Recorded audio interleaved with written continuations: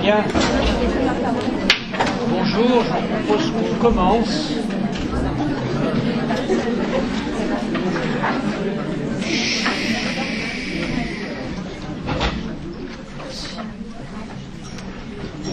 Petit liminaire. J'ai essayé d'envoyer les articles dont je vous avais parlé, mais ça passe pas. Alors, si quelqu'un a un système qui permet que je lui envoie et qu'il le distribue, ça serait formidable. C'était vous qui m'aviez suggéré ça, non? Je pense, je ne parle pas sûr. Si c'était moi, elle me dit que si. Mais oui, c'est pas. Vous avez une meilleure mémoire que... Oui, non, mais je veux bien vous envoyer. Vous avez un problème d'identité, demandez-moi. Je suis un spécialiste. Voilà, donc vous m'écrivez. Oui. Je vous l'envoie et puis vous diffusez. Ok. D'accord. Merci pour moi, merci pour vous. Bon, j'espère que vous avez passé de bonnes vacances, que tout va bien. Ce que je vous propose, c'est qu'on fasse, donc vous vous souvenez la dernière fois, je vous ai proposé une réflexion sur les questions du transfert. On va dire une première réflexion sur les questions du transfert, une question tellement importante et essentielle qu'on pourrait y passer des heures et des heures. Là, je vous propose qu'on continue, plus tout à fait en essayant de penser le mécanisme du transfert, mais de penser un certain nombre d'effets du transfert, de la question du transfert. Et puis, petit à petit, on va essayer de réfléchir sur l'impact du transfert sur le clinicien, pour essayer de comprendre ce qui se passe chez le clinicien quand il est soumis en quelque sorte à un processus, on va dire, transférentiel. Voilà, ça c'est le menu du jour. Alors je ne sais pas jusqu'où on ira de ce menu-là, mais en gros ça tourne autour de ça. La première idée que je voudrais vous proposer pour commencer, c'est que une fois que le transfert a lieu, c'est-à-dire, vous vous souvenez, le transfert, c'est je loge quelque chose de mon espace psychique personnel, d'une expérience traumatique, d'une sensation, d'une perception, enfin je loge quelque chose qui est en souffrance en moi, je le loge dans un objet extérieur, pour autant que cet objet extérieur ait un certain nombre de capacités ou de propriétés qui fait qu'il l'accueille. Donc il y a un processus d'hallucination, et un processus, en quelque sorte, qui vient se mêler à la perception. Pour autant qu'il y ait une complaisance suffisante de la perception qu'elle s'y prête. Ah, d'accord. Bon. Ça, c'était ce que j'avais essayé de développer la dernière fois. Alors, cette expérience-là, elle est absolument décisive parce que c'est à partir de cette expérience-là qu'on va pouvoir retravailler, enfin ça c'est l'hypothèse de base de la psychanalyse, qu'on va pouvoir retravailler les expériences antérieures. Sachant que pour retravailler une expérience antérieure, d'une certaine manière, il faut la rendre présente. On ne peut pas travailler quelque chose de passé si ce n'est pas suffisamment présenté, présentifié, si ce n'est pas suffisamment actuel. Et c'est la fonction, bien sûr, du transfert que d'actualiser en quelque sorte des expériences antérieures, de les rendre présentes. Mais de les rendre présentes en les modifiant en même temps. Parce que dans l'expérience antérieure, il y avait mon expérience subjective, là, il y a mon expérience subjective logée dans un objet, logée dans un autre, logée dans une relation, qui, par nature, n'est pas la même que les relations et les objets initiaux. Donc il y a une transformation qui s'effectue, une première transformation qui s'effectue dans le processus même, à partir du moment où j'ai choisi un objet de transfert. Le fait que je transfère une de mes expériences dans cet objet ou dans cette relation-là, objet étant pris ici aussi bien au sens d'autres sujets que d'un objet pour jouer, d'un objet ou d'un médium, enfin de tous les objets dans lesquels on peut venir loger quelque chose de nous. À partir de ce moment-là, il y a une première transformation. Cette première transformation, elle est tout à fait fondamentale pour nous, parce que c'est à partir de cette première transformation que nous allons commencer à travailler. On ne travaille pas sur l'expérience subjective initiale, on travaille sur l'expérience subjective telle qu'elle est amenée dans la relation avec nous, c'est-à-dire d'une certaine manière telle qu'elle se transfère. Et donc il y a une première transformation qui va ensuite être entraînée et rendre possible d'autres transformations, c'est-à-dire qu'on va d'une certaine manière, même si ça ne prend pas nécessairement une allure extrêmement ludique, on va jouer avec l'expérience ainsi transférée, ainsi actualisée, ainsi présentifiée. On va la mettre au travail, si vous préférez, quelque chose d'un peu plus laborieux. Moi j'aime bien le jeu, donc j'ai tendance à dire que ça va se jouer, donc nous allons rejouer en quelque sorte quelque chose, mais dans une situation qui est différente. Et le transfert a toujours cette particularité, en quelque sorte, est à la fois la réédition d'une expérience antérieure, et en même temps, cette nouvelle édition est une édition différente. Et c'est bien parce qu'elle est différente qu'on a une chance de venir réorganiser quelque chose de l'expérience antérieure. Si elle était exactement semblable, Freud a une belle formule à un moment donné, il dit « parfois c'est une fidélité indésirable ». L'indésirable de la fidélité, c'est quand ça se reproduit trop de la même manière, et que si ça se reproduit trop de la même manière, il n'y a pas de miracle, il n'y a pas de secret. Si ça se reproduit trop de la même manière, les impasses premières vont se répéter aussi. C'est bien parce qu'il y a quelque chose de différent dans le processus transférentiel que ça va ouvrir la possibilité d'une remise en jeu et d'un processus différent. Alors, il y a quelque chose là sur quoi je voudrais attirer votre attention, parce que je crois que ça c'est vraiment tout à fait fondamental dans la rencontre clinique. Quand on en est à des points comme ça, il y a quelque chose de tout à fait essentiel qui se passe. Ce qui est tout à fait essentiel qui se passe, c'est que cette expérience de transfert, cette expérience de première transformation, c'est une expérience tout à fait spécifique. C'est une expérience qui est une expérience, si vous voulez, quand on parle de symbolisation, c'est un concept abstrait. Pour que la symbolisation soit quelque chose qui fasse corps avec nous, il ne faut pas que ça soit un concept abstrait. Il faut que ça s'ancre en quelque sorte dans une expérience. Quand vous jouez, vous expérimentez de fait ce que c'est que la symbolisation. Quand vous transférez dans un médium une expérience et que vous essayez de la mettre en forme à travers ce médium, vous expérimentez ce que c'est qu'une transformation psychique.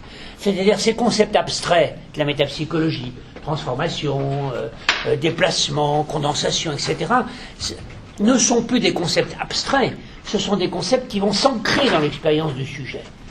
Et ça, c'est absolument nécessaire, parce que c'est à partir de cette expérience-là que les effets de conviction vont pouvoir éventuellement naître. On n'a pas une conviction, c'est-à-dire il ne suffit pas de dire symbolisation, ah bon, magnifique ce mot, ah ça m'entraîne la conviction, non. Si je n'ai pas éprouvé du dedans ce que c'était que symboliser, alors heureusement, bon, tous nous qui sommes là, j'espère pour vous, j'en suis sûr, si vous êtes là, c'est que vous avez joué à un moment ou un autre dans votre vie, c'est-à-dire que vous avez expérimenté du dedans ce que c'était que transformer une expérience par le jeu. Alors qui t'aurait été, et qu'est-ce qu'on aurait fait, et qu'est-ce que ça serait devenu, et puis qu'est-ce qui se serait passé. Et puis ensuite, sur vos différents lieux de stage, dans vos différentes pratiques, c'est bien le diable, si je puis dire, s'il n'y a pas un moment ou un autre, un moment de jeu qui, véritablement, ancre votre espoir dans le fait que la psychologie clinique, ça peut aider à changer les choses. Il faut faire une expérience de la transformation. Alors vous voyez qu'à l'inverse, quand on va tomber sur des gens qui n'y croient pas à la psychologie ou qui ne croient pas que les choses puissent se transformer, on peut être à peu près sûr que ce sont des gens qui ont fait l'expérience d'une non-transformation. Alors vous avez un père rigide, intangible, vous avez beau dire, vous avez beau faire, vous avez beau tout essayer, rien ne bouge. Là, vous faites l'expérience, et c'est tout à fait désespérant, vous faites l'expérience qu'on ne peut pas changer les choses. Et bien évidemment, c'est à l'origine d'une espèce de fatalisme, d'une espèce de à quoi bon essayer, puisque de toute façon, ça ne changera pas.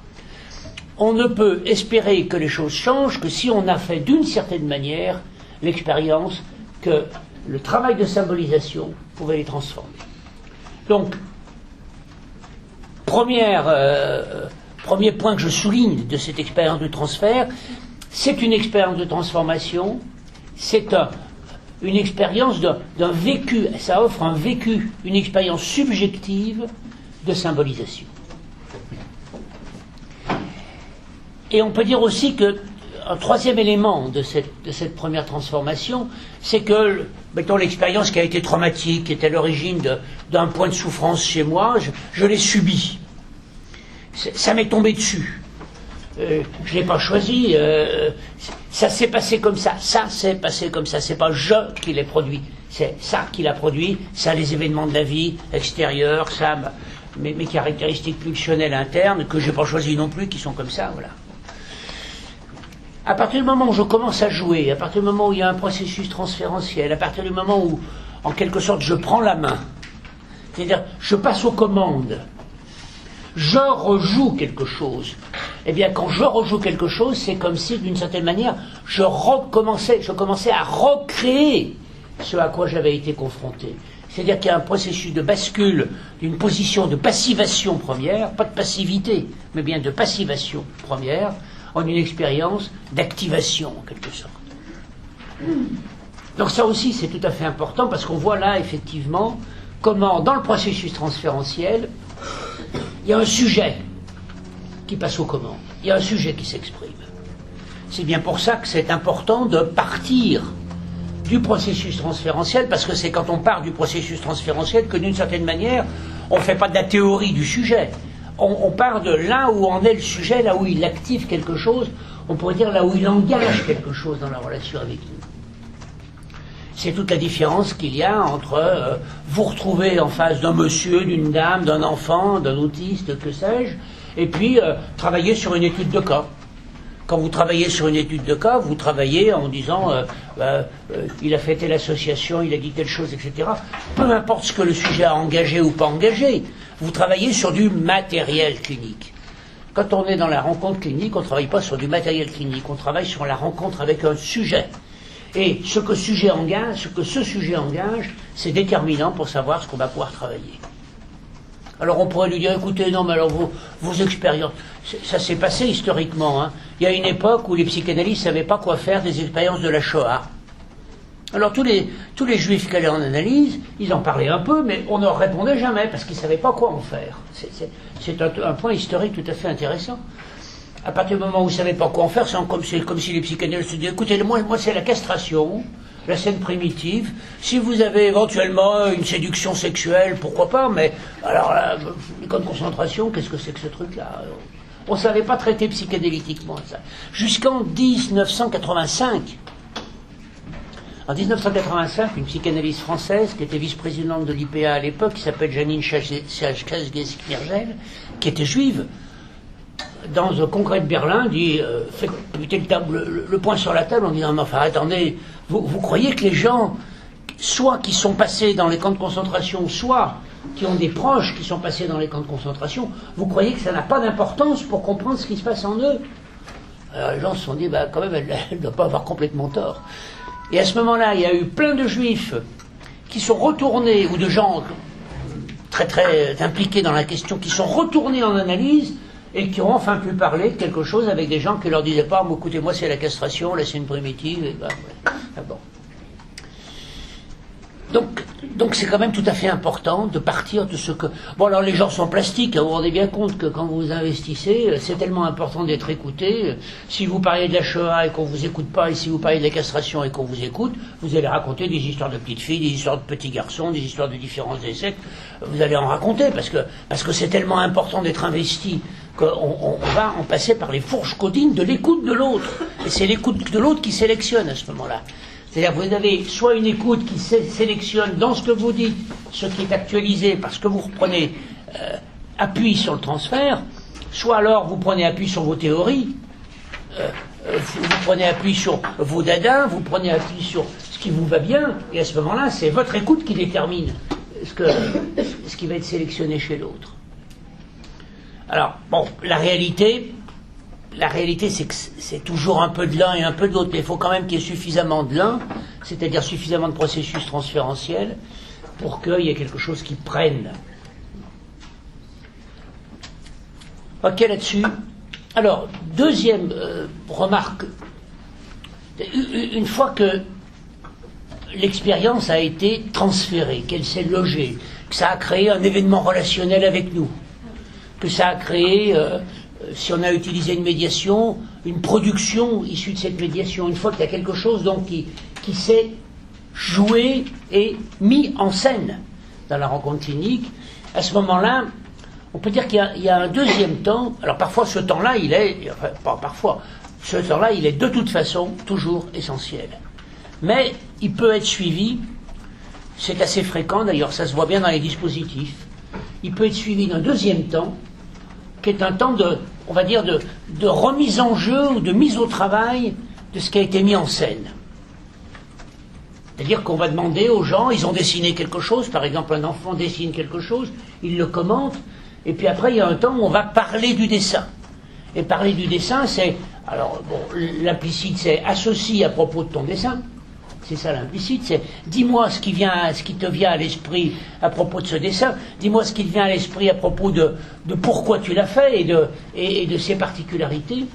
Mais, bon, je sais pas, moi par exemple, groupe conte, le petit chaperon rouge, on a écouté le petit chaperon rouge, on l'a joué, et après il peut y avoir un temps où on parle éventuellement de ce qui s'est joué, de ce qui n'a pas pu se jouer, etc. Donc c'est un temps où on va en quelque sorte déployer. Et ça, je crois que c'est tout à fait important. Le transfert est un processus qui tend à condenser. Je prends une expérience de mon histoire, je la loge dans quelque chose du présent, je fais un processus qui s'appelle la condensation. Le processus de symbolisation s'amorce dans cette condensation-là. Mais il ne s'arrête pas là. Il va y avoir ensuite un processus de décondensation, un processus de déploiement. Prenez, je ne sais pas moi, le rêve de l'injection faite à Irma, je le prends comme ça, donc vous trouvez ça dans le chapitre 7 de l'interprétation des rêves, et Freud le met, ce rêve, ou c'est peut-être le 6, c'est le 6 ou le 7, et Freud met ce rêve en exergue au début, et tout le chapitre va être un commentaire. Alors, c'est-à-dire qu'est-ce qui va se passer? Il va dire, ben voilà, je vous le dis de mémoire, hein, je ne l'ai pas relu, le rêve doit commencer comme un grand hall, nous recevons. Donc, le contexte du rêve. Et Freud, c'est un de ses propres rêves, se dit, alors voilà le grand hall à quoi il me fait penser, voilà nous recevons à quoi il me fait penser. Après, il va y avoir la fameuse Irma qui va apparaître, qui était, je pense, Emma Eckstein, qui était une patiente qu'elle avait en commun avec son ami Wilhelm Fliess, une patiente chez qui Wilhelm Fliess avait oublié 30 cm de gaz pendant l'opération, dans la blessure. Ça purulait, alors on l'interprétait, l'hystérie de cette dame, etc. Sauf qu'il y avait 30 cm de gaz. 30 cm de gaz, ça ne s'interprète pas facilement. Il faut vraiment mettre le bazooka, autrement vous n'y arrivez pas. Et si vous mettez un petit coup de scalpel pour les enlever, là ça marche beaucoup mieux. Il faut une interprétation scalpel, vous savez, une interprétation un peu tranchante qui va au fond des choses. Et bien donc alors, dans ce rêve-là, il protège Fliess, Freud, en disant la dysenterie va s'y mettre, tout ça va s'éliminer. Encore une fois de mémoire. Et il commente chacun des éléments. C'est-à-dire, vous voyez, il y a un buisson associatif qui petit à petit va se déployer. Le rêve est une condensation, c'est un des termes que Freud va utiliser à propos du travail de rêve, travail de condensation, et ensuite les associations et l'associativité va décondenser. Et quand il arrive un événement important, par exemple un événement traumatique, quand un événement traumatique arrive sur la scène de la rencontre clinique, il arrive de manière condensée, il arrive avec une grosse charge affective. Et puis on s'aperçoit que parfois on passe 1 mois, 2 mois, 3 mois, 4 mois à en parler, à revenir dessus, à sortir un détail, à le réexaminer un peu d'une autre manière, hein. Un peu comme un enfant qui prendrait un petit objet puis qui le regarderait d'un côté, puis après d'un autre côté, hein. On l'explore sous toutes ses faces. Et le travail d'appropriation, le travail d'intériorisation, d'assimilation et d'intégration de l'expérience, c'est ce travail-là. Donc, il faut que ça se loge. Ça, c'est sine qua non. Si c'est pas logé, vous n'en faites rien, parce que vous n'allez pas trépatouiller à l'intérieur du cerveau du sujet pour dire, allez, votre expérience subjective, je veux la travailler là. Il faut bien qu'elle s'externalise, qu'elle se mette en scène. Et une fois qu'elle s'est mise en scène, alors on va la travailler au dehors, et on va la travailler dans une espèce de va-et-vient permanent entre des mouvements d'externalisation transférentielle et des mouvements de réinternalisation. Alors ça, c'est l'idéal. Le problème, c'est que de temps en temps, vous allez vous trouver avec des gens qui disent « Ah, j'ai fait un rêve ». Bon. Ils vous racontent leur rêve, et puis ils se taisent. Sous-entendu, à toi. Et alors vous êtes comme une poule qui a trouvé un couteau, ou on pourrait dire comme un clinicien qui a trouvé un rêve. C'est quand un clinicien trouve un rêve, s'il n'y a pas les associations, il ne peut rien en faire. Ou alors on fait d'un côté de la clé des songes. Il y a un chapeau, ça doit être en rapport avec le sexe masculin. Voilà, mais le problème c'est que ça ne marche pas du tout comme ça. Hein, parce que même quand il y a un chapeau, il faut savoir s'il est tyrolien, il faut savoir si c'est un chapeau basque. Enfin, il a une origine ce chapeau, il vient de quelque part. Et le quelque part d'où il vient nous renseigne sur quelque chose de l'expérience subjective du sujet. Un chapeau, ça n'existe pas. Un chapeau sans origine, ça n'existe pas. Il y a toujours quelque chose de l'histoire singulière du sujet, et cette histoire singulière, seul le sujet la possède. Hein, on verra tout, peut-être pas aujourd'hui, mais dans une prochaine séance, on verra que la clé quand même de l'écoute clinique, c'est que ce n'est pas nous qui savons, ce sont les patients qui savent. Sauf que le problème pour eux, c'est qu'ils ne savent pas qu'ils savent. Alors que nous, notre problématique à nous, c'est que nous ne savons pas ce que ces patients savent, mais nous avons une méthode pour essayer d'arriver à savoir ce qu'ils savent sans savoir qu'ils le savent. C'est tout le problème de ce que Lacan avait très bien désigné en désignant le clinicien comme supposé savoir. C'est un savoir supposé. Mais il n'a pas le savoir. Le savoir, il ne l'a qu'à écouter le savoir non su qui est présent à l'intérieur de la pensée ou de la parole de l'autre. Mais il faut que cette parole ait lieu. Il ne faut pas qu'on vous apporte un rêve ou un fragment de dessin ou n'importe quoi, parce que ce qui vaut pour les rêves vaut pour les dessins, ça vaut pour n'importe quel objet dans lequel quelque chose est venu se loger, c'est qu'on l'a logé là, et puis, tabou, je touche plus. Et à ce moment-là, c'est bien d'avoir transféré déjà, c'est un premier pas intéressant, mais la suite du travail est sidérée s'il n'y a pas ce travail de décondensation, s'il n'y a pas ce travail de déplacement, s'il n'y a pas ce buisson associatif qui va se loger ici. Alors quand on essaye de réfléchir sur ce qui peut faire que ça bloque, sur ce qui peut faire que ça coince, c'est une conjoncture sur laquelle Freud s'est penché en disant mais de temps en temps les patients disent je pense à rien. C'est la même chose, hein. Je pense à rien, ou je vous ai apporté mon rêve et j'en dis rien, c'est exactement pareil, c'est je n'en fais rien, hein. Je ne fais rien de ce qui se passe en moi. Freud fait une hypothèse qui est tout à fait intéressante, il dit généralement c'est qu'il est venu à l'esprit du sujet des pensées en lien avec sa relation avec le clinicien ou avec le lieu dans lequel la rencontre a lieu, et il ne peut pas arriver à dire ça.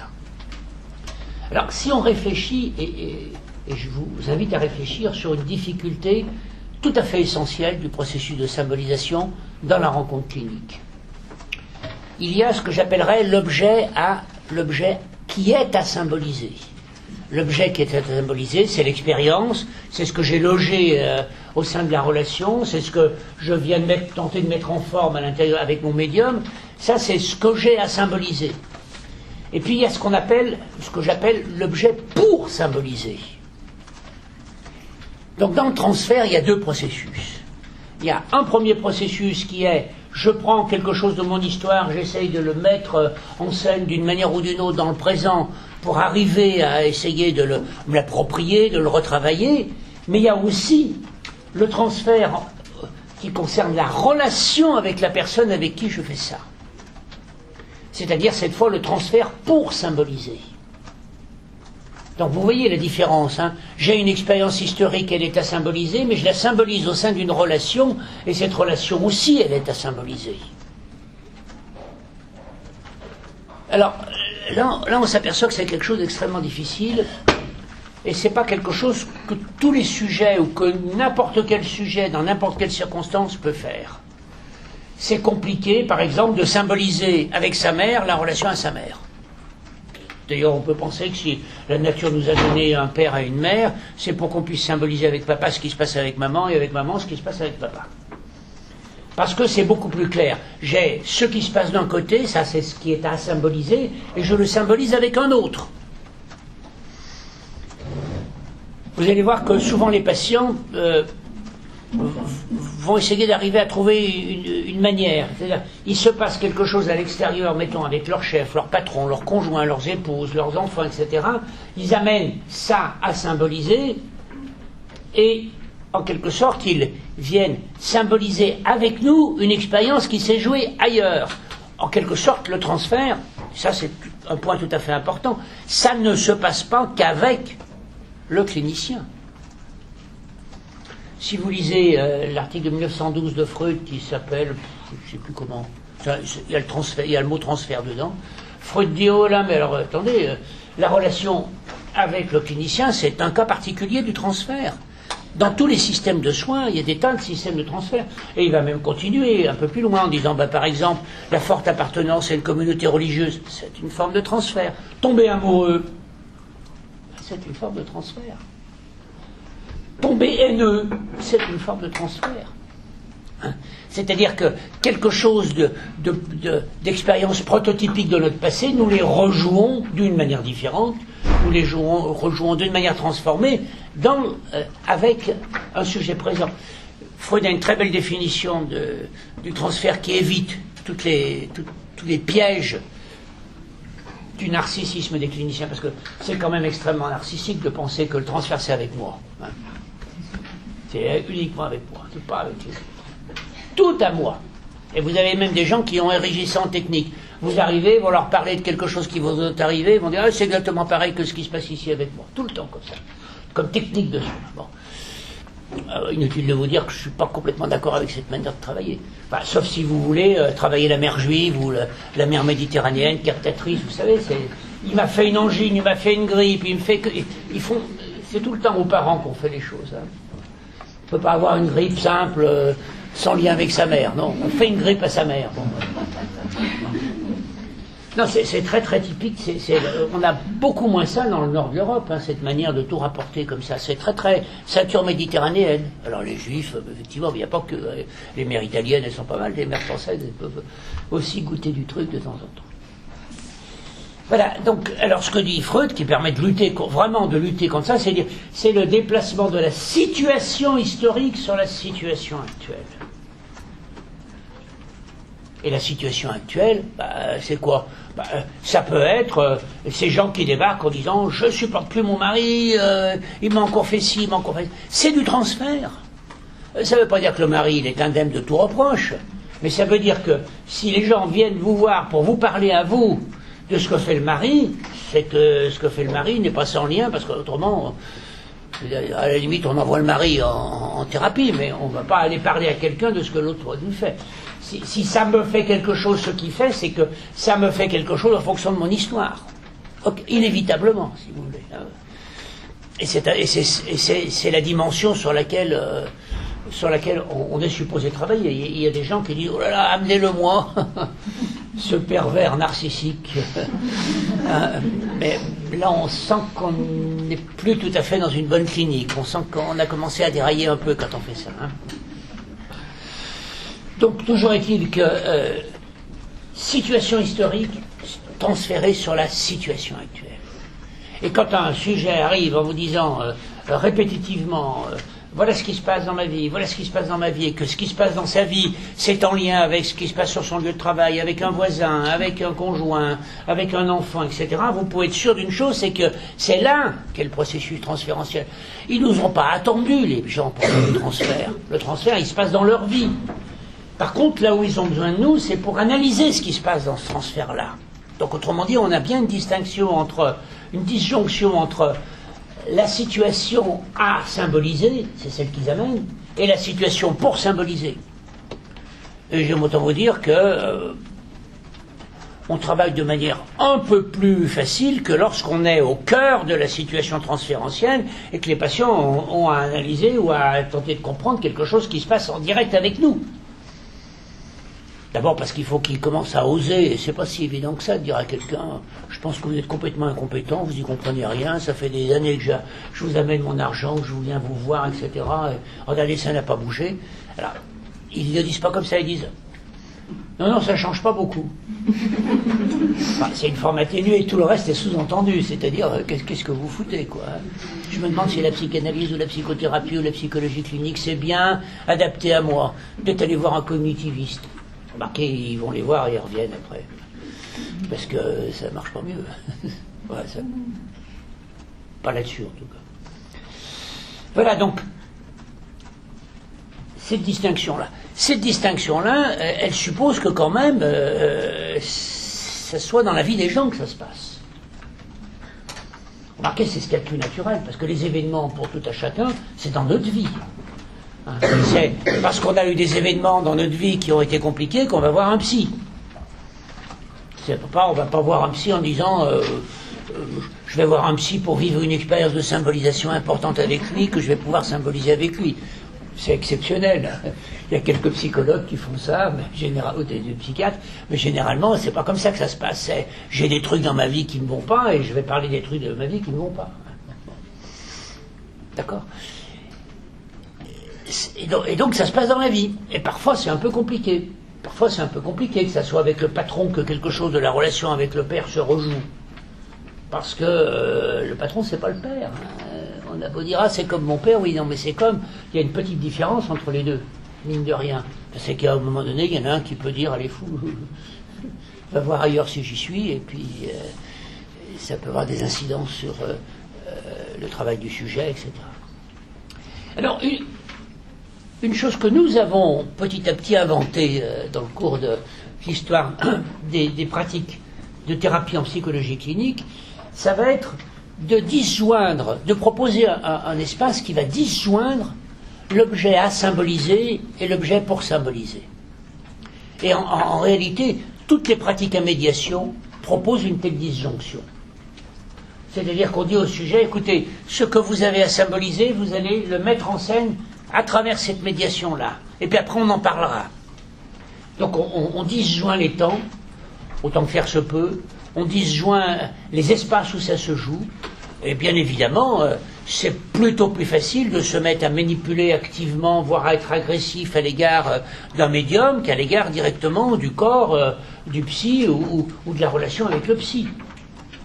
C'est extrêmement compliqué d'être comme ça dans ces espaces de soins.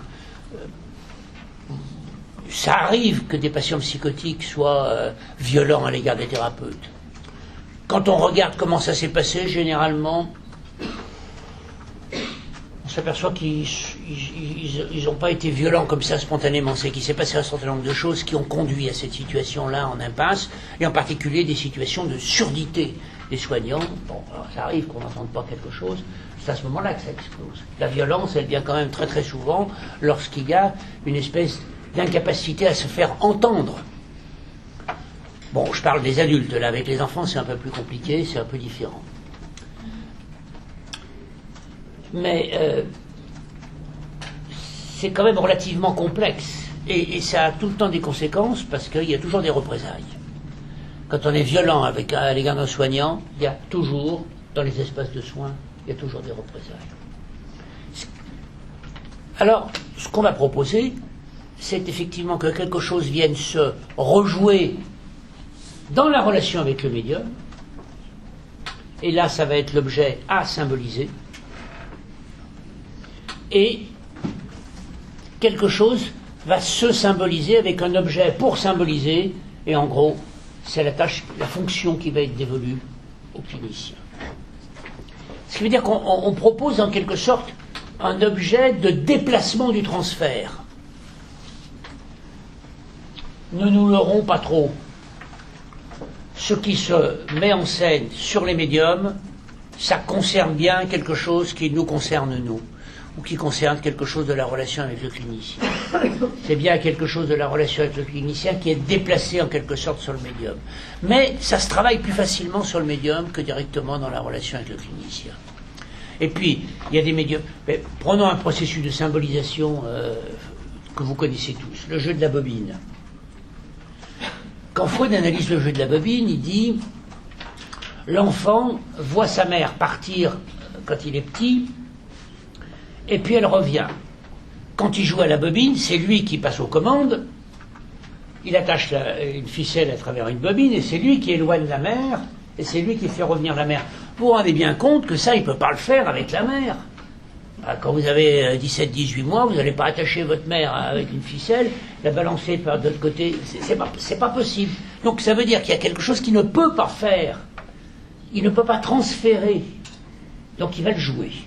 Mais dans le jeu, par analogie, c'est par métaphore, en quelque sorte, si cette bobine est porteuse de quelque chose de la relation avec la mère, alors à ce moment-là, il peut être aux commandes et éloigner la mère, ou faire revenir la mère, éloigner la mère, faire revenir la mère, à son gré. Donc vous voyez que c'est, en fait, c'est une des choses, bon, tout le travail de la symbolisation est là. Si je vous dis 3 éléphants, c'est pas la peine que je les amène tous les 3 ici. Ça suffit. Vous voyez, vous avez tous en tête ce que c'est qu'un éléphant. Ça, c'est un travail de symbolisation, mine de rien. Je représente l'éléphant à partir du mot éléphant. Et ce mot est suffisamment porteur de la représentation de la chose pour que ça commence à devenir un peu écrasant, ces 3 éléphants qui sont là. Hein. Vous me suivez? Donc tout le travail de symbolisation, c'est ça, c'est une partie de l'objet symbolise ou représente le tout. La partie non visible, quand on regarde un éléphant, généralement, c'est pas écrit dessus éléphant. Hein. Donc l'éléphant, c'est, par contre, quand vous avez un petit enfant qui apprend ce que c'est qu'un éléphant, il regarde la bête et on lui dit c'est un éléphant. Mais il ne voit pas que c'est un éléphant, il ne voit pas le mot, il voit la chose. Donc le mot, c'est le non-vu de la chose. C'est l'entendu de la chose, mais pas le vu de la chose. Surtout que les éléphants, ils ne font pas éléphant. Hein. Regardez comme ils font avec les animaux courants. Un chien, c'est un wawa. Et voilà, là on voit bien que c'est l'entendu de la chose qui sert de mot pour nommer la chose. Un chat, c'est un miaou. C'est-à-dire qu'on va nommer le chose à partir du bruit de la chose. D'accord? Bon. Pour les animaux vivants, hein, c'est comme ça qu'on procède. C'est-à-dire que le mot, c'est le non-vu de la chose. C'est pour ça qu'on a pensé à un moment donné qu'on ne symbolisait que l'absent. Mais c'est beaucoup plus compliqué que ça. On symbolise, d'abord c'est pas l'absent, l'entendu de la chose, c'est pas absent puisqu'on l'entend. Hein. Voilà. Donc ce processus-là, c'est un processus qui va être un processus extrêmement courant dans la symbolisation. Et donc ça fait partie du travail de symbolisation de proposer un médium pour symboliser quelque chose qui ne peut pas se symboliser, se mettre en scène directement dans la relation avec le clinicien. C'est bon, alors il y a encore, je procède étape par étape avec des points de complication et des points de complexification progressifs. Il y a encore un point qui est tout à fait important. J'ai dit tout à l'heure que l'expérience du jeu, l'expérience de la symbolisation, c'était une expérience subjective tout à fait importante. Cette expérience subjective tout à fait importante et essentielle, elle-même, elle a besoin d'être symbolisée. C'est ce qu'on va faire, par exemple, quand je me réveille, je suis sous le coup d'un rêve qui m'a beaucoup bouleversé. J'ai un moment d'hésitation à savoir si je suis encore dans le rêve, enfin, pas si je suis encore dans le rêve, mais si c'est la réalité, si c'est le rêve. Bon. Puis après, il y a un moment donné où je dis, ah mais non, ce n'est qu'un rêve. Voilà une expérience de symbolisation, de l'activité de symbolisation. Ce n'est qu'un rêve signifie, ce n'était qu'une représentation symbolique de la chose et non pas la vraie chose. Donc je symbolise que je symbolisais. Je symbolise avec cette expression ce n'est qu'un rêve que je symbolisais. C'est ce que font les enfants, alors on peut le faire très facilement, avec l'idée c'est un jeu. Si vous lisez un jour le très très beau recueil de Gregory Bateson qui s'appelle Pour une écologie de l'esprit, vous verrez à un moment donné qu'il a toute une réflexion sur le fantasme et le jeu, et il pose cette question de manière tout à fait essentielle.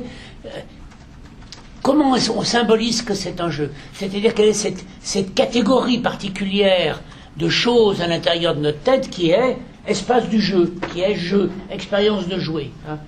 Eh bien, effectivement, c'est une expérience par laquelle nous symbolisons que nous symbolisons. Alors ça, c'est la réflexivité.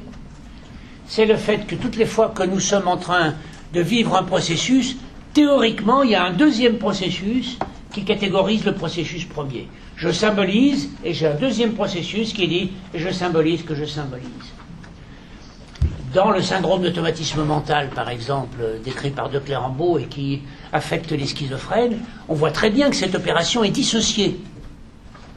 C'est-à-dire que le sujet est en train de penser à quelque chose et il entend une voix qui dit « et actuellement, Paul est en train de penser à ceci, est en train de penser à cela ». Quand on n'est pas trop schizophrène, c'est dans le même mouvement que je pense et que je sais que je pense. Je pense donc je suis. Je suis parce que je pense, mais je pense parce que je suis.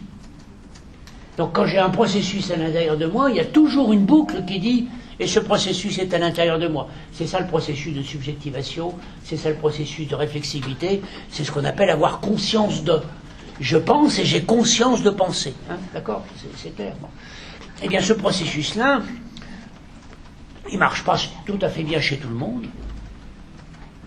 C'est-à-dire que se représenter qu'on se représente, c'est pas si évident que ça. Quand je joue, comme je suis le maître du jeu et que je suis en train de... J'ai créé une espèce de cadre, une espèce de catégorie qui s'appelle jeu. Quand je rêve, j'ai créé une espèce de catégorie qui s'appelle rêve. Je sais que tout ce qui est à l'intérieur de cet espace que j'ai ainsi circonscrit, c'est un rêve. Vous vous souvenez du tableau de Magritte? Magritte joue avec ça. Il vous dessine une pipe, et dessous il écrit « Ceci n'est pas une pipe ». Il a totalement raison. C'est pas une pipe, c'est une représentation de pipe. Mais quand vous avez mis une pipe dans un cadre comme ça, si vous demandez à quelqu'un qu'est-ce que c'est, il va vous dire c'est une pipe. Mais non, c'est pas une pipe, c'est une représentation de pipe.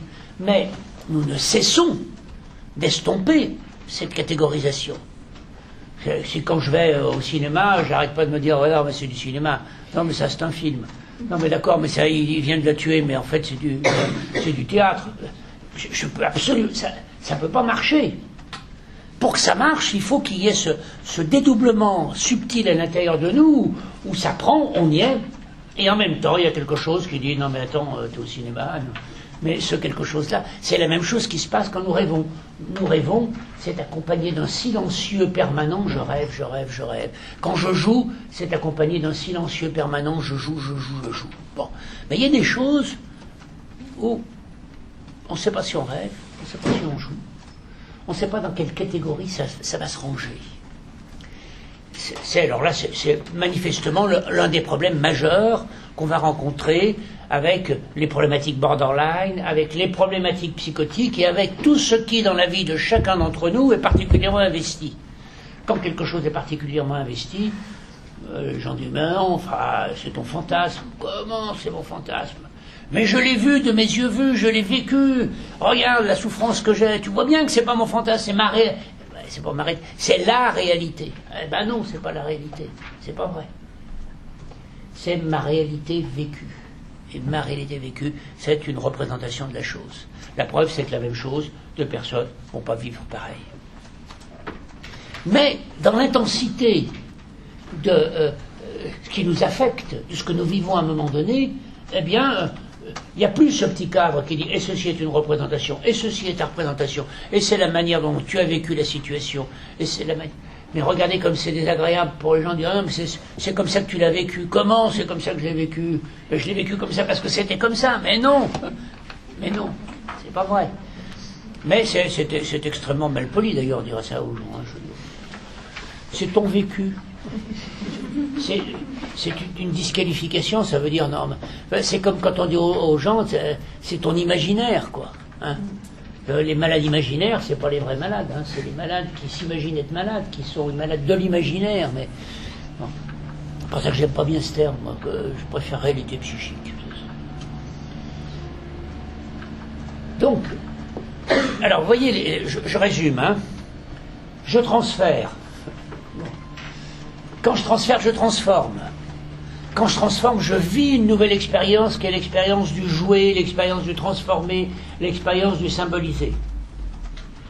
Cette expérience de symboliser, c'est l'amorce d'un processus de déploiement, d'un processus de décondensation, d'un processus de buissonnement, d'associativité. Et la véritable symbolisation, c'est le processus qui s'est amorcé ainsi et son déploiement. Ses déplacements. Mais un problème se pose, c'est que il y a ce que je symbolise, ce que j'ai à symboliser, l'objet à symboliser, et l'objet pour symboliser. Il ne faut pas confondre les deux. Parce que si je confonds les deux, d'une certaine manière, je ne sais plus si je dois symboliser l'objet pour symboliser ou si je dois symboliser l'objet à symboliser. Et ça, c'est une source de confusion considérable, qui peut être une source de sidération psychique. J'y touche plus. Rakami a une belle formule, il dit, les patients se mettent au garde à vous devant le réel. Plus touche. Phobie de la pensée, phobie du toucher. Phobie de la pensée, phobie du toucher, parce que je ne sais plus si ce que je touche, c'est l'objet pour symboliser ou c'est l'objet à symboliser. Il y a une confusion psychique, effectivement, qui s'établit ainsi. Proposition suivante. L'expérience de symbolisation, donc on a fait la distinction, il y a l'objet, on va symboliser l'objet avec un médium, il se symbolise dans la vie, on vient voir le psy pour le symboliser. Le problème, c'est qu'à un moment donné, on ne va pas couper quand même au fait qu'il faut symboliser la relation de symbolisation. Exemple, planche 10 du Rorschach. Réponse d'un sujet à la planche 10 du Rorschach. Si vous l'avez en tête, vous verrez qu'à un moment donné, il y a un petit point jaune. Le patient dit, c'était l'époque où Lance Armstrong gagnait le Tour de France, Lance Armstrong arrivant triomphalement sur les Champs-Élysées en ayant gagné le Tour de France. C'est la 10e planche. Il ne faut pas être Freud pour comprendre que vraisemblablement, les 10 étapes qu'il vient de franchir, il arrive triomphalement au bout de son Rorschach, et qu'il y a une auto-représentation à l'intérieur de sa réponse à la planche, il y a une auto-représentation de son propre processus, de son propre fil projectif. Il symbolise la symbolisation. TAT, facile. Planche blanche. Qu'est-ce que c'est qu'une planche blanche? C'est une planche qui dit symbolise l'expérience de la symbolisation. Alors, si vous la présentiez au premier en disant racontez-moi l'histoire que vous voyez là-dessus, ça provoquerait une panne. Parce que les gens disent il n'y a rien là-dessus, c'est du blanc. Bon. Mais quand vous avez présenté une première planche, une deuxième planche, une troisième planche, où il y a quelque chose, et les gens commencent à raconter une histoire, vous avez en quelque sorte proposé une méthodologie. Et au bout d'un moment, et au sein de cette méthodologie, vous leur dites maintenant symbolise la symbolisation, symbolise l'expérience, symbolise-moi cette planche blanche. Et la planche blanche, elle prend sens, en quelque sorte, dans la suite de ces planches-là, et prenant sens dans la suite de ces planches-là, effectivement, vous avez un certain nombre de réponses. Il y a aussi un certain nombre de blocages parfois, parce que c'est un peu comme si le jeu se dévoilait un peu trop. D'accord ? Bon, alors tout à l'heure, je vous ai dit, c'est bon là, vous me suivez, il n'y a pas trop de questions. On est sur des choses difficiles, vous savez, ça a l'air de rien. Hein. Mais il y a 20 ans, un cours comme ça était complètement impossible, impensable. Il y a 15 ans, il était impensable. C'est-à-dire que toutes ces choses qui sont maintenant comme des espèces d'évidences, ça a été le fruit d'heures de labeur, de travail, d'impasse, de compréhension, etc. Bon, maintenant, on arrive à donner une version pédagogique un peu simple, un peu simpliste, mais efficace, relativement pas trop difficile, sur des choses qui sont extrêmement difficiles. La question de la symbolisation, quand vous regardez dans l'histoire, elle apparaît en 1973 dans un bouquin de Green et Donnet qui s'appelle L'Enfant de Saint. Avant, jamais les gens ne parlent de symbolisation de la symbolisation. Du côté des neurosciences, elle apparaît en 1991 du côté d'un ouvrage de Frisch et Sisley qui travaillent sur la question de la schizophrénie dans les neurosciences et qui découvrent le problème de la psychose, c'est pas un problème de représentation, c'est un problème de méta-représentation. C'est quoi la méta-représentation? C'est je représente que je représente. Donc vous voyez, ces choses-là, ça suppose de dépasser un certain nombre de paradoxes, et, ma foi, il faut s'y être coltiné, il faut avoir buté là-dessus. Ceci étant, ça n'a pas empêché, parce que, vous voyez, entre concevoir, amener le concept, et puis la chose, il y a une différence. Par exemple, les enfants, comment ils font? Ils disent pas, je fais une méta-représentation en disant, je joue. Je symbolise la symbolisation en disant, je joue. Donc, qu'est-ce qu'ils disent? Qui t'aurait été? Ils utilisent le conditionnel.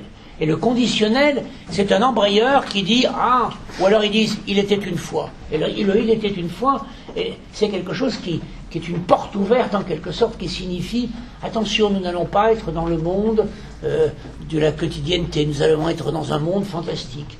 Nous allons être dans un temps du hors-temps. Ou alors on peut dire, il était une fois, ça veut dire aussi, c'est de tout temps.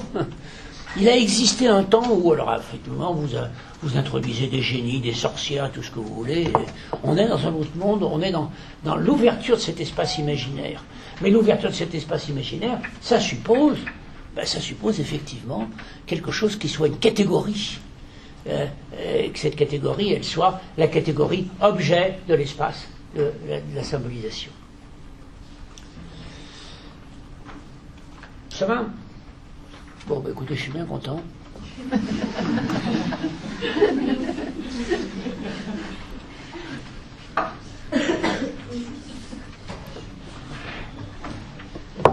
Alors maintenant, on va passer à quelque chose qui est un peu plus compliqué et qui est justement un des points de la complexité qui fait qu'on en est venu à dire que quand même on simplifiait bien les choses si on utilisait des médiations et des médiums. C'est qu'est-ce qui se passe lorsque mon médium,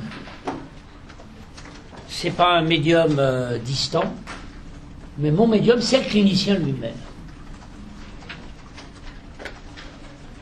Et qu'est-ce qui se passe quand mon médium, c'est l'autre sujet? C'est-à-dire quand je symbolise, quand l'objet à symboliser, c'est en même temps l'objet pour symboliser. Et une des questions qui va immanquablement surgir à ce moment-là, quand on voit ce que ça donne, c'est que la question qui ne peut pas ne pas se poser, c'est la question: quel est l'impact sur l'autre sujet de le choisir comme objet de transfert? Qu'est-ce que ça lui fait?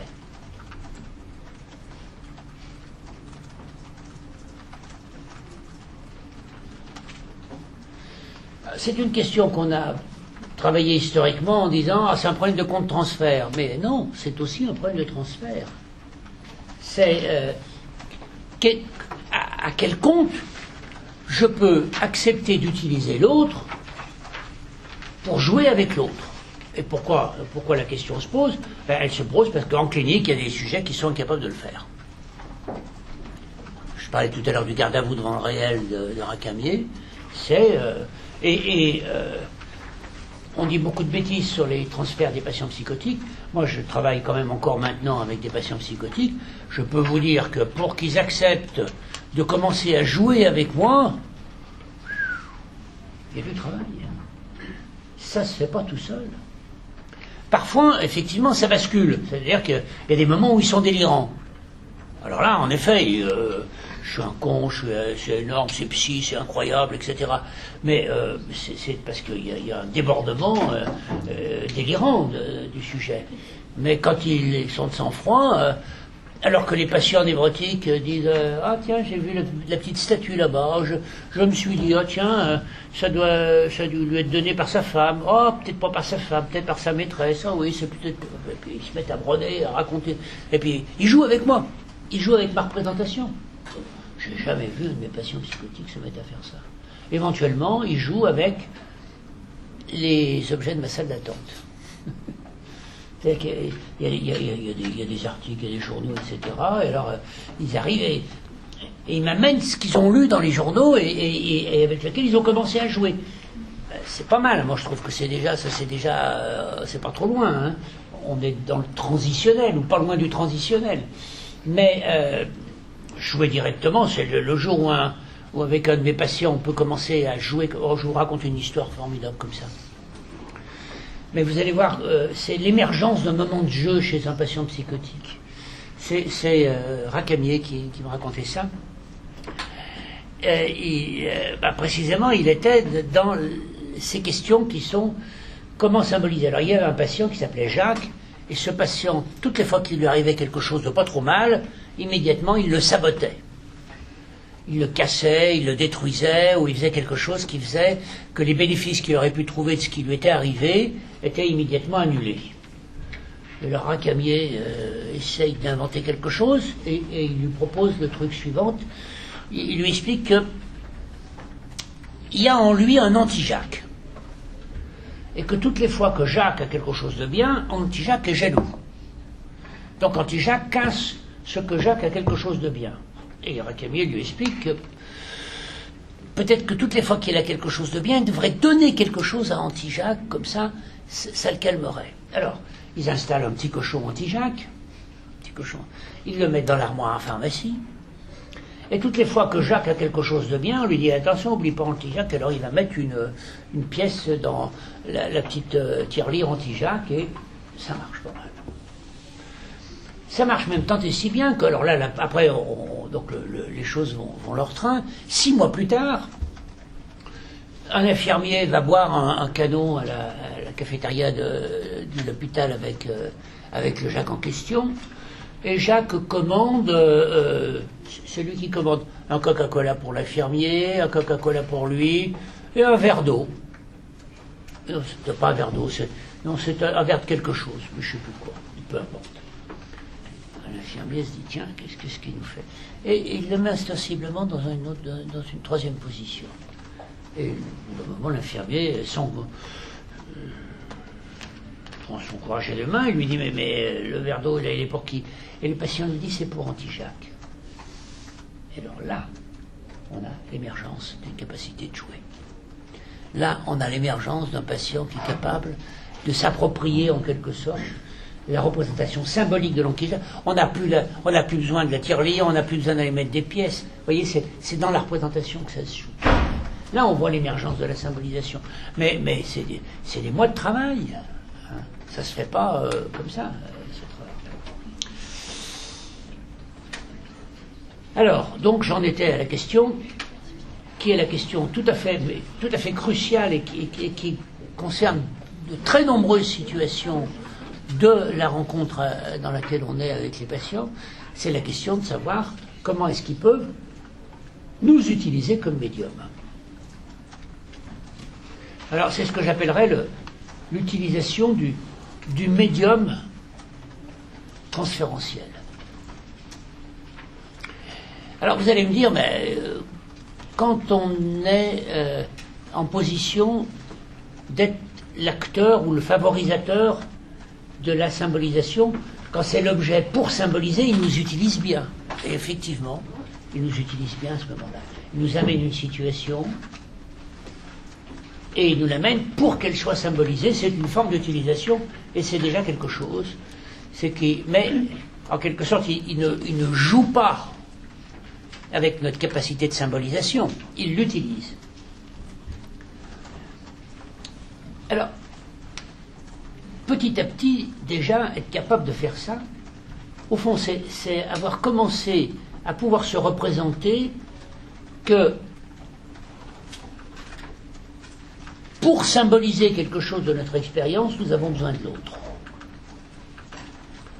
C'est-à-dire que le travail de mise en forme passe par l'autre. Et ça, c'est déjà quelque chose de tout à fait important. Tout ce qu'on appelle les pathologies du narcissisme, un des implicites des pathologies du narcissisme, c'est en quelque sorte qu'il n'y a pas besoin de l'autre. C'est ça la posture narcissique. C'est l'auto-engendrement, comme a pu dire Pierre Aulagnier, et puis d'autres après elle, c'est l'auto.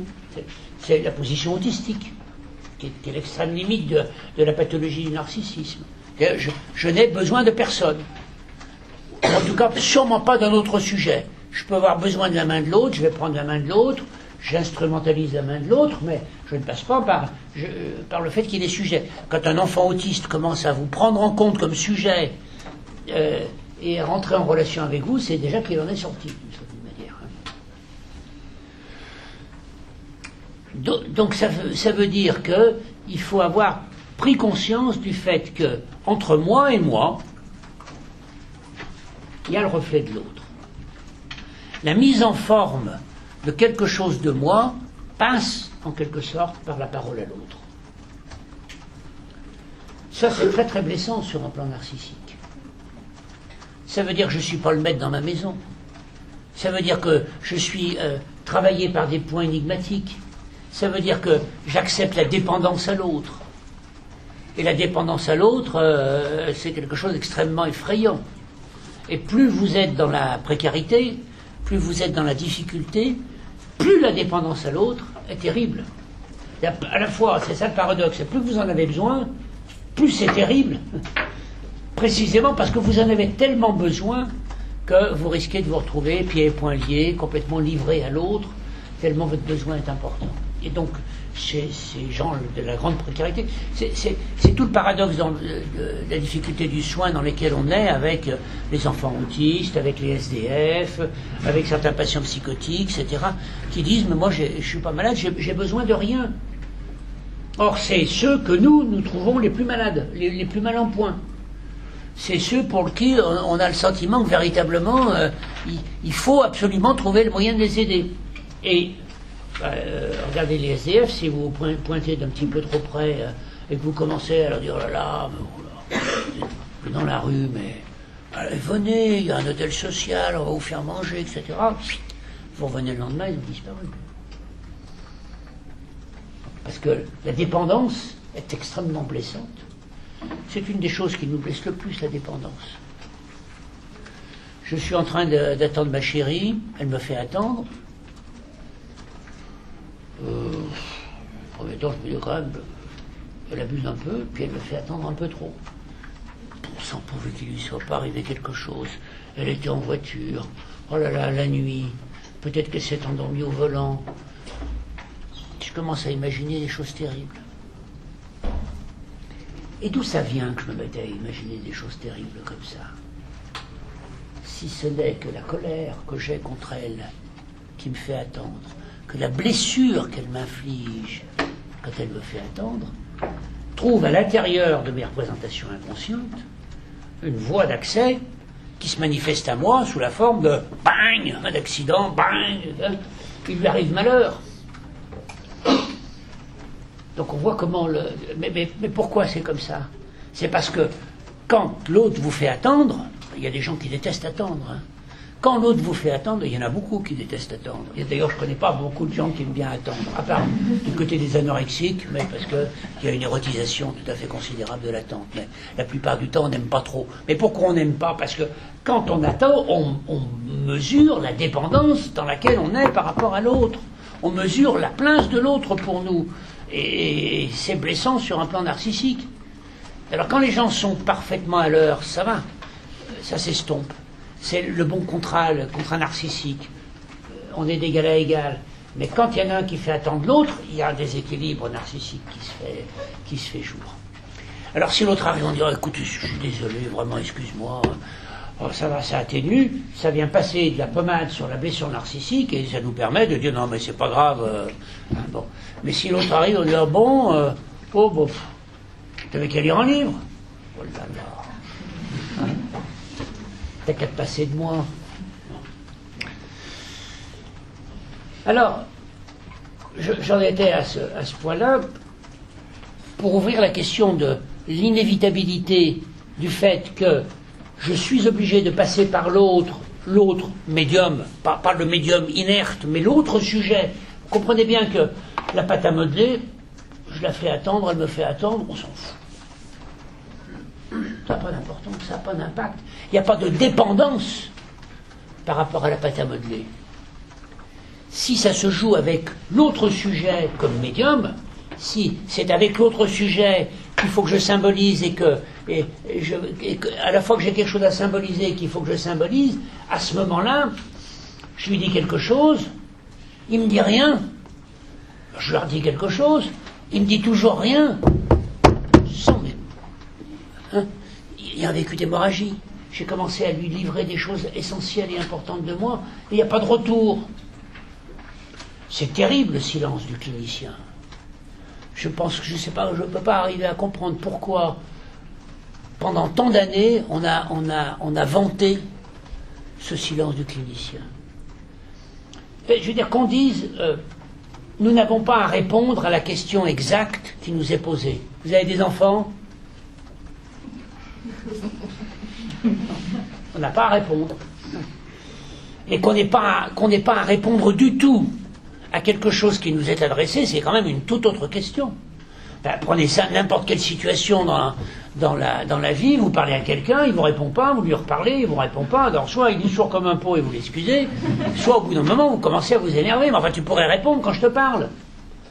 Hein? Parce que c'est extraordinairement blessant. Eh bien ça, pendant des années, on l'a infligé aux patients. Ce qui fait qu'après, les patients... il parlait, il s'attendait plus du tout à une réponse. De temps en temps, il y en arrivait une, ne comprenait pas d'ailleurs pourquoi à ce moment-là, ce qu'ils avaient pu déclencher. Enfin bon, c'était quand même une situation terrible. Et ça a été théorisé comme ça pendant des années. Quel carnage ça a fait sur les patients, ça. Cette espèce de... Non. Alors après, toute la question, et ça c'est difficile, c'est qu'est-ce qu'on dit ? On ne va pas répondre à la question combien vous avez d'enfants. Mais il faut quand même bien dire quelque chose. Alors si on lui dit, vous avez besoin de vous assurer que j'ai une expérience de l'enfance suffisamment importante pour pouvoir écouter ce que vous avez à me dire de la vôtre, c'est peut-être un peu con, mais au moins on dit quelque chose, ça peut avoir du sens, puis c'est d'ailleurs peut-être pas si idiot que ça. Hein. Bon, voilà. D'accord, il faut dire quelque chose, mais c'est pas évident d'avoir tout le temps quelque chose à dire quand on vous est pris comme ça. Hein. Donc, autrement dit, la question se pose. Alors, j'en viens à un point qui est un point tout à fait important et tout à fait essentiel, qui est à la fois ce qui fait que la vie c'est passionnant et ce qui fait que la vie c'est dramatique. Premièrement, j'ai besoin de l'autre pour mettre en forme ce qui se passe à l'intérieur de moi. Deuxièmement, l'autre est un autre, c'est un autre sujet, marqué par une altérité, c'est un sujet autre, donc nécessairement, il va déformer ce que je lui adresse. Nous aspirons à un autre miroir, et nous ne rencontrons qu'un autre miroir humain, avec ses limites, avec ses points de cécité, avec ce qu'il ne peut pas renvoyer, avec son négatif, avec ses déformations. Vous savez, quand on se balade dans les vogues, ou dans certaines foires comme ça, il y a des miroirs qui déforment de tous les côtés. Voilà, les miroirs qui déforment. Eh bien, ça, c'est plutôt le quotidien de la vie relationnelle. Regardez, j'explique à quelqu'un, il n'a pas compris tout à fait ce que je voulais dire. Là, il l'a interprété. Il se l'est approprié. son processus d'appropriation à lui, c'est pas le même que le mien. Donc nécessairement, il en a fait quelque chose d'autre. Donc, vous voyez, l'appropriation et l'écho, c'est nécessairement quelque chose qui va provoquer une bifurcation, provoquer une torsion, Ça fait partie même, à partir du moment où l'autre est un autre et il existe, à partir du moment où il s'approprie ce que je dis, il le déforme immanquablement en fonction des particularités de sa propre... Alors ça, c'est absolument évident, parce que c'est tout à fait manifeste, par exemple, à l'adolescence. Les adolescents, ils sont tout le temps en train de dériver. On l'estompe après dans la vie adulte. Plutôt c'est moins manifeste. On le fait, mais c'est moins manifeste. Mais un adolescent, vous dites, ils foutent des tags partout. Bon, vous dites, c'est bien, ils ont envie d'avoir un lieu, on va leur faire un mur à tags. Alors on installe dans la jupe un grand mur à tags. Eh bien, ça devient tout sauf un mur à tags. Voilà, il y en a deux, trois qui font un petit tag comme ça pour faire plaisir aux adultes, mais ça va absolument jamais. Regardez, on a fait des travaux sur les lycées, l'utilisation des espaces dans les lycées. Vous faites un foyer pour que les ados entre midi et 2 heures puissent avoir un lieu. Mais ils sont partout, sauf dans le foyer. Vous les retrouvez sous un escalier, dans un petit coin de... Voilà. Cette utilisation des lieux. L'appropriation d'un lieu se fait toujours par dérivation, d'une certaine manière, du lieu. Quand vous arrivez quelque part, mais même quand vous arrivez à l'hôtel, d'une certaine manière, vous commencez à... Vous sortez vos habits, bref, habiter un lieu, c'est nécessairement commencer à le bouger. J'avais une de mes patientes qui avait pas mal d'argent, il faut dire. Toutes les fois qu'elle arrivait dans un pays, immédiatement, elle prenait son argent, elle allait faire du shopping, elle achetait 2-3 trucs, et ce processus d'appropriation, ça passait par cette espèce de manière de s'approprier les choses, mais d'une manière générale, en dérivant, parce que c'était des objets dont elle n'avait absolument pas besoin. Donc ce processus d'appropriation passe par la dérivation. Je crois que ça, c'est quelque chose qui est extrêmement important chez les adolescents. Chez les enfants, il y a un exemple tout à fait extraordinaire qu'a relevé Freud. C'est dans la cure de l'homme au loup. Freud fait une interprétation à son patient et il est assez content de son interprétation, il pense que c'est pertinent, etc. Et le patient dit non. Alors, et puis un peu plus tard, il y revient et Freud constate qu'effectivement, il s'est approprié ce qu'il lui avait dit. Alors il se pose la question de savoir, mais pourquoi est-ce qu'il m'a dit non? Puisque finalement, il se l'approprie. Et ça, c'est une expérience qu'on fait extrêmement couramment. Vous proposez une idée, non, pas du tout, et puis vous apercevez 2-3 fois après qu'en fait, les gens ont bel et bien entendu ce que vous vouliez dire et ils l'ont bel et bien utilisé. Et Freud dit, non mais c'est comme pour les enfants. Vous leur demandez de faire quelque chose, ils disent non. Ou ils vous font attendre. Enfin, en tout cas, ils marquent d'une manière ou d'une autre qu'ils ne sont pas soumis à ce que vous leur avez demandé. Les enfants ont besoin de dire non pour pouvoir dire oui. D'ailleurs, dans l'histoire, le non vient avant le oui. Le non, c'est le 3e organisateur de Spitz, c'est le 13e mois, le 8, c'est le oui, c'est le 18e. Et dire non, ça ne veut pas dire non. Dire non, ça veut dire non à la soumission à ce que tu me demandes. C'est pas pareil.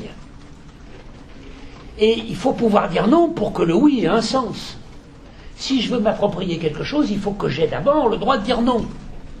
Autrement dit, conclusion tout à fait essentielle et importante, un patient qui ne peut pas nous dire non, eh bien, aucun de ces oui ne veut dire grand-chose. C'est le premier préalable, le non. Il faut toujours s'assurer que les gens ont la possibilité de vous dire non. S'ils n'ont pas la possibilité de vous dire non, alors tout le travail que vous allez faire va être invalidé. Parce que ça veut dire que le oui n'a aucun poids si on ne peut pas dire non. Donc il faut dire non, il faut ces noms-là, il faut ces... Bon, le non, si je vous dis, si je peux le dire comme ça, c'est la première déformation. C'est le minimum de déformation qui est nécessaire pour qu'on puisse commencer à s'approprier quelque chose. Et comment on travaille alors avec quelqu'un qui dit tout le temps oui? Quelqu'un qui dit tout le temps oui, Il peut pas dire non. ben, il faut lui dire non. Il faut lui dire ah bon, mais vous êtes d'accord avec ce que j'ai à dire? Il faut interroger ce oui.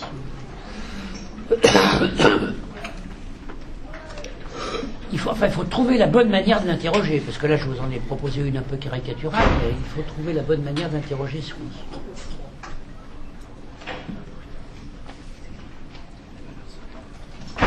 Vous savez, quelqu'un qui dit tout le temps oui, vous allez vite vous apercevoir que ça sidère tout le travail. Ça empêche. Freud pose, puisque vous posez la question, pardon, Freud rencontre ce problème au début de construction en analyse. Et il dit, ah ouais, on nous fait le reproche suivant, qui revient en gros à pile je gagne, face tu perds. Vous dites quelque chose au patient, il est d'accord, bah c'est que votre interprétation est bonne. Il n'est pas d'accord, c'est qu'il résiste, et il ne résisterait pas si votre interprétation n'était pas bonne. Pile je gagne, face tu perds. Et donc Freud il dit, ça c'est nos détracteurs nous disent, mais en psychanalyse c'est comme ça, avec le concept de résistance, vous ne pouvez jamais avoir tort. Parce que si les patients acceptent ce que vous dites, ben, c'est bien. S'ils n'acceptent pas, c'est qu'ils résistent. Et s'ils résistent, ben, c'est qu'effectivement, il y a des raisons. Donc ça donne raison à votre théorie. Freud est là en disant, mais les gens qui disent ça, ils n'ont pas compris grand-chose. Nous, ce qui nous intéresse, c'est pas qu'un patient dise non ou qu'un patient dise oui. C'est ce que j'appellerais la générativité associative de l'effet de ce que nous avons dit. Si ce que je dis amène un matériel, c'est comme ça que les gens nous disent oui. Non, non, mais vous trompez complètement. Ben, d'ailleurs, ça m'a fait penser ce que vous avez dit. Eh bien, c'est un oui. Parce que si ça lui a fait penser à quelque chose, c'est que ça a un effet associatif. Et c'est ça qui est déterminant. Bon, là, encore une fois, c'est des choses qui sont... je vous dis encore ça et puis je m'arrête après. Mais c'est des choses qui sont masquées par des espèces de mauvaises habitudes qu'on a dans les milieux psy. Par exemple, on dit transfert négatif ou transfert positif. Ils m'aiment bien dans le transfert positif, ils m'aiment pas, c'est un transfert négatif. Bon. Nous. Alors nous, les psys, le but dans notre vie, c'est d'être aimé. Ça, c'est positif. Et si on ne nous aime pas, c'est négatif. Non, mais ça, c'est pas agréable de ne pas être aimé. Mais on n'est pas là ni pour être aimé, ni pas pour être aimé. On est là pour aider quelqu'un à faire un travail de symbolisation. Et pensez que, moi je vous dis, que quelqu'un puisse récupérer une capacité d'agressivité, une capacité à nous dire non, une capacité à nous engueuler, parfois c'est un pas absolument décisif pour lui. Vous avez des gens, ils n'ont jamais dit non de leur vie. Qui puissent proférer leur premier nom, c'est comme ça qu'ils ont commencé à constituer, à construire leur espace interne. S'il n'y a pas d'espace interne, qu'est-ce que vous voulez faire? Donc autrement dit, un nom parfois, c'est un cadeau extraordinaire. C'est l'équivalent de la crotte que lâche le petit garçon et sa mère dit oh, formidable, il m'a fait une magnifique crotte. C'est un nom, mais c'est un nom qui pèse son poids. C'est ça, et c'est pas un hasard si je prends cet exemple-là, parce qu'il y a une simultanéité entre la capacité de dire non et le début de l'organisation de l'analité. Les premiers noms que les enfants disent, c'est je garde ma crotte pour moi. Après, ils ont une deuxième forme de nom et c'est je te la lâche. Mais c'est pareil. L'important, c'est moi qui décide de la garder ou de la lâcher. C'est moi. Non, c'est moi. Fritz Zorn, là où ça fait mal, c'est moi. Là où c'est dit non, c'est moi. Donc vous voyez, je crois que c'est quand même tout à fait important d'être très vigilant, à ne pas se laisser aller à dire ah, ça c'est un transfert positif, il m'aime bien, c'est un transfert négatif, il m'aime pas. Parce que je pense qu'il y a la pénombre associative des termes positifs et négatifs. encore une fois, l'agressivité, ce qu'on appelle la destructivité, c'est un truc absolument... Oh, je vous raconte, allez, encore dans un autre truc. Mélanie Klein, Marion Milner et Winnicott. Sacré trio. Marion Milner fait superviser un cas par Mélanie Klein. C'est un gamin qui fout le feu, c'est un gamin qui détruit, c'est un gamin qui brûle, c'est un gamin qui... Elle en parle à Mélanie Klein lui dit interpréter la destructivité, interpréter l'hostilité, interpréter la destructivité, l'interpréter... Pendant 1 an, pendant 2 ans, le gamin fout de plus en plus le feu et le brûle. Alors elle croise Winnicott et elle lui explique ce gamin, et Winnicott alors lui dit les petits soldats de plomb, parce il fout le feu aux soldats de plomb et il les fait fondre. Et Winnicott dit mais les petits soldats de plomb, si vous voulez les intégrer, il faut les faire fondre. Alors, ce que dit Winnicott, c'est vous ne pouvez pas digérer une pomme si vous ne l'avez pas mâchée. Vous ne pouvez pas... le processus de digestion consiste d'abord, dans un premier temps, à fragmenter, à détruire, à acidifier, etc. Vous ne pouvez vous assimiler les choses que si vous les taillez en morceaux, que si vous les taillez en brèches. Si vous sidérez ce processus-là, alors à ce moment-là, vous gobez les pommes, et à ce moment-là, vous avez des pommes un peu partout sur vous, vous êtes envahi par les pommes, l'ombre de la pomme est tombée sur vous, et à ce moment-là, vous êtes dans une position... Et c'est ça l'objet mélancolique, c'est l'objet incorporatif. Je l'incorpore, ça veut dire que je ne l'ai pas détruit, je l'ai pas... Bon. Or, c'est quand même tout à fait essentiel de penser que le processus d'appropriation, il passe effectivement par la destructivité. Autrement dit, la destructivité, c'est pas l'ultime mot de la destruction n'est pas l'ultime mot de la destructivité. L'ultime mot de la destructivité, c'est l'intégration.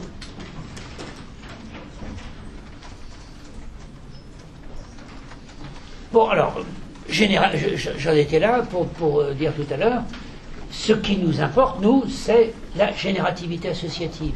J'ai dit quelque chose, le patient n'en a pas voulu, mais alors il m'a amené la séance d'après 3 magnifiques rêves, ou 3 rêves, magnifiques, non, 3 rêves, et qu'est-ce que ça a fait comme travail à partir de ça? Alors je lui ai proposé une interprétation, il m'a dit non. Mais la fois d'après, il m'a amené encore un autre rêve où il m'a amené une petite... C'est les confirmations indirectes. Alors, c'est là où c'est ingrat, hein, notre travail. Parce qu'on aimerait bien que les gens vous disent « Oh, bah, qu'est-ce que vous êtes bon, alors, voilà. Alors là, j'avais un patient qui me disait ça. Génial. Vraiment, je me méfiais en me disant « Mais qu'est-ce qui va me tomber dessus hein ?» Il faut dire que j'étais assez bon quand même. Alors, du coup, j'étais mitigé. Je me disais, il a peut-être raison après tout. Enfin, quand même, j'ai suffisamment de bouteilles pour rester méfiant et prudent dans ces cas-là. Hein, pas trop se laisser... Non, mais... Bon, c'est pas comme ça que ça se passe la plupart du temps, vous le savez, parce que c'est pas comme... On sent quand même à demi-mot qu'il... Ah, il commence à bien nous aimer, quoi. Hein, bon. Il y a un fond de transfert qui se manifeste, mais c'est aussi le signe qu'ils ont très bien compris notre fonction, s'ils sont capables de nous critiquer de manière tout à fait importante. S'ils osent, en quelque sorte, nous détruire, c'est que d'une certaine manière, ils nous font le crédit de la capacité de survivre. Celui qui n'ose pas me détruire, il craint trop que je sois tellement fragile que si je suis détruit, je ne m'en relève jamais. Si vous voulez transmettre à un enfant l'idée qu'il est en sucre, qu'il est extrêmement fragile, bah vous lui parlez tout le temps, avec beaucoup de gentillesse, avec beaucoup de prévenance, et vous allez lui en transmettre le message suivant, t'es en sucre, tu vas te casser à la première occasion. Bah, effectivement. Vous voyez quand même. Alors que si vous lui dites, bon, costaud, quoi, ce bébé-là, il va supporter, là, je parle un peu comme ça, quoi. Hein. Il ne s'agit pas de le maltraiter, hein, mais écoute, casse-moi pas les pieds, là, j'ai autre chose à faire. Ben il n'est pas mort, vous avez vu? Eh ben oui, mais s'il n'est pas mort, ça c'est important, s'il a pu survivre à ça. Parce qu'après, dans la vie, il ne va pas rencontrer des gens qui disent non, petit chéri. Hein. Allez, je m'arrête. Alors, à la semaine prochaine. Et puis, on parlera de la difficulté d'être médium malléable la semaine prochaine. Merci.